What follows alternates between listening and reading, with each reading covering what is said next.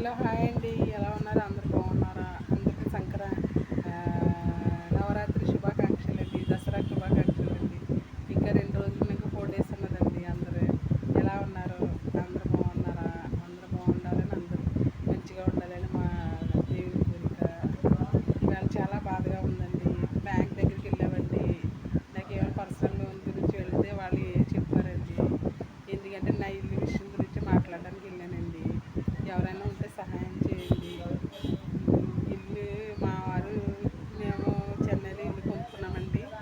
ఇల్లు కొనుక్కున్న తర్వాత మా ఆయనగారు చెప్పారు బ్యాంకులో విడిపించాలండి. విడిపించడానికే ఎంతో ట్రై చేస్తున్నాం, కానీ దేవుడు నాకు ఇంకా కనికరించలేదండి. దేవుడు నా దేవుడి మీద నాకు నమ్మకం ఉంది, ఎవరు సహాయం వస్తుందని. అంటే అక్టోబర్ నెల వరకు నేను లెటర్ ఇచ్చి వచ్చానండి. ఆ లెటర్ కోసం నేను ఒక ₹1,00,000 కట్టి నా ఇల్లు నేను కాపాడుకోవాలని చూస్తున్నానండి. ఎందుకంటే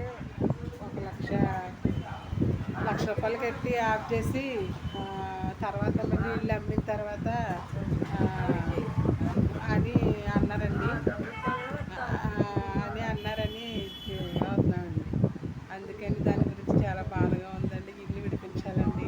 నేను మా ఆయన గారు లెదర్ కంపెనీలో ఉద్యోగం చేసి చక్కగా కష్టపడి కొనుక్కున్నాను. ఇవాళ ఆయనకు కరోనా వచ్చి చనిపోయారండి. ఎవరైనా సహాయం ఉంటే చేయమని అడుగుతున్నామండి. చాలా బాధగా ఉందండి.